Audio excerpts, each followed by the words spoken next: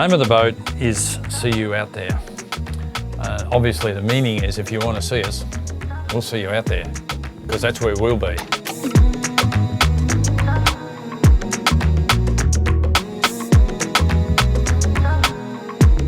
My name is Chris Pullin. My wife Sally is Sally. People refer to us not as Chris Pullin or as Sally Pullin. They always say Chris and Sally. Sally and I, you know, for our whole youthful life, our working life, our married life, our boating life, we do everything together.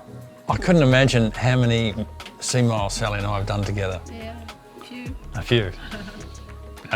So Sal and I started boating, you know, in our mid-20s. We bought a small yacht on the Gippsland Lakes and took it out of there and sailed it to Sydney and back. That was our first journey in the ocean. And subsequently, we've bought and sold so many yachts and even a couple of big motorboats.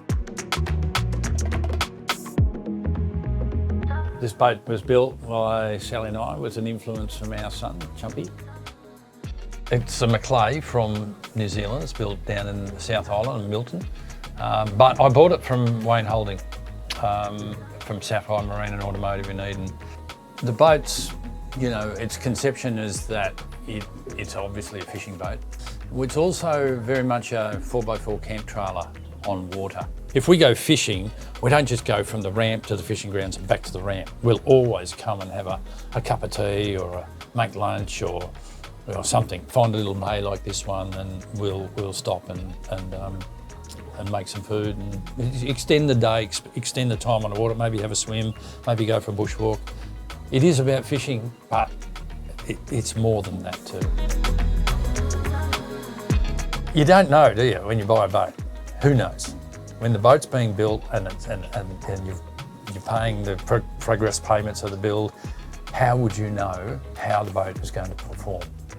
You hope that it's going to be good. But for us, the length of the boat, 751, it's the newer wide-bodied, and then it's got enough weight in the boat, and it's got a truckload of horsepower. So collectively, what we're finding is the boat's handling really well, above our expectations, above our hopes.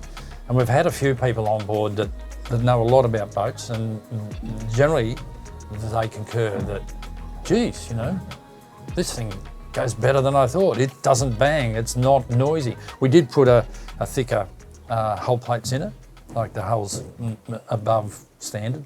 But I can tell you that pushing into a bit of heavy weather, a bit of sea, a bit of, you know, on the beam, 25 knots of breeze, you know, the boat is really impressive.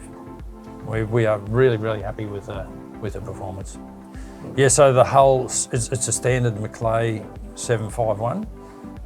It's a wider, this version's newer and wider. It's 2.48 and it's got a 18-degree variable dead rise.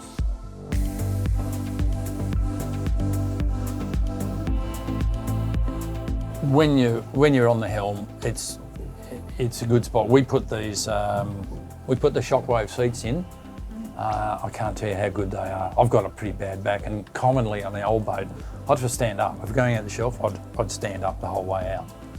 These things are great. The boat fishes pretty well. We've got our liveys, we've got our the hand wash there, which was an idea I got from a magazine one time.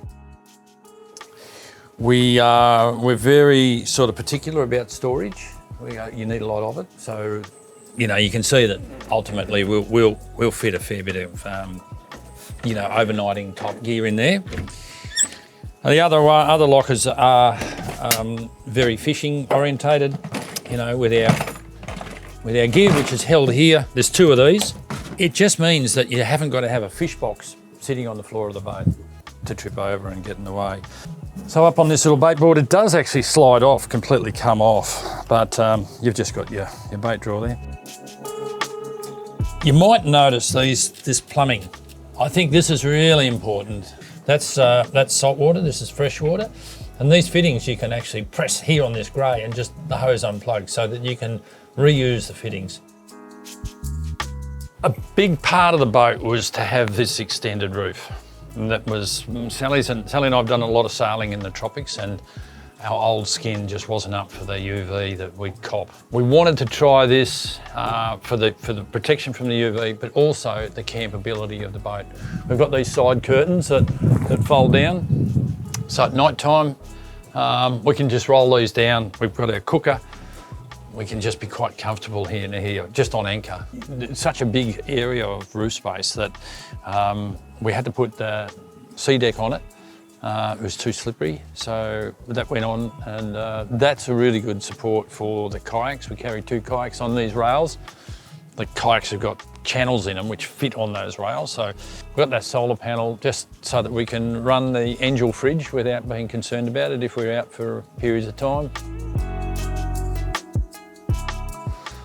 We extended the cabin 600mm from standard, extended the cabin and then extended the roof. So when you look at the profile of the boat, it's about half cabin, half cockpit. When the boat's backing up into a seaway, you'll get a lot of water coming in here, but this just drops in here, this door. I mean, you'll still get a wave over there at times, but obviously 99.9% of it is blocked. The Yamaha, we've had a number of Yamahas before, they've always been good to us. The reason we got this particular one was because they are the guys that had the Hellmaster EX, and that really took my fancy. The system, the EX system, it's a feature about that I really like is this fish point. So you come to a point, we're just going to pick up some liveys here. I don't have to worry about drifting off the spot or, going under those pylons or anything. I can just leave it on fish lock. And effectively the boat will just stay in the one position. Yeah, it means that when we're fishing, we can see a patch of fish, or in this case, get some liveys. We don't have to worry about anchoring or drifting. We can just be here and do it. If you don't want it, for any of these things, if you just activate the throttle, it'll cancel it. If you're in a hurry, if you forget. But really, it's just that button there. But the power head is not new at all. It's been around for a while, and it's a 4.2 litre. It's, for a 6-cylinder, I don't know, the pots must be really big. It's got an enormous amount of torque and power. I mean, flat knacker, the boat will do 40 knots. I wouldn't say we do that all the time. Normally, our cruise is about 3,500 RPM, or about 20 knots. Burn, about 1.2 litres per nautical mile. Because we needed the boat to have a stove, a sink and a refrigeration on it, it was really hard to fit that into the boat. Created the fridge on slides. That works perfectly well. Really happy with that.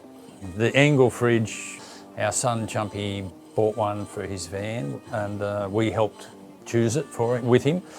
And when we sold the van, we've put it here. So it's an important fridge for us because it was once his pride of joy.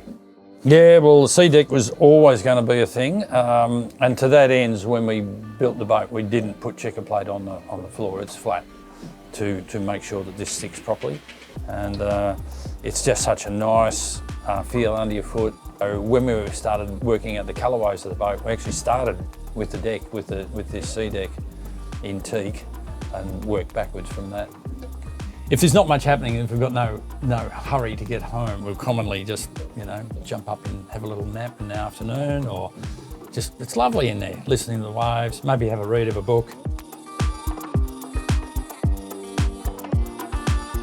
Well, it was here.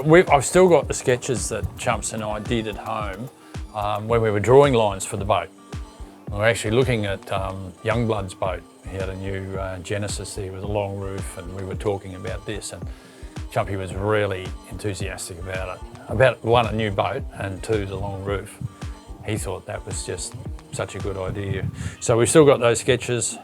So he's had an input to it. Then we had this tragedy befall the family, which is we lost Chump. Chump was killed in a tragic accident,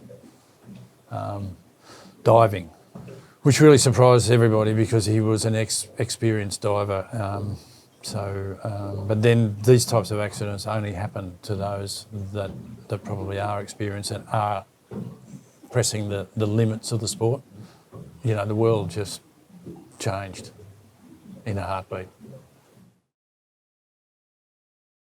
Since then, this boat's been created and we're still loving it. We're still loving the water, loving the boat, and I hope that the Chumpy can see us and he's happy for us.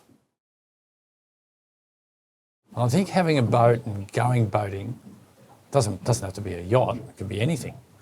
But just going out in the elements with the family, having swims, having fun, cooking, cutting your foot on an oyster. I mean, whatever it is, you know, the family's there as a unit. And I think, you know, unlike caravans or cruising on a cruise ship or even travelling overseas on an airplane, a boat, doesn't matter big, small or otherwise, a boat's the thing, I think. If you want to have a good family, have a good boat.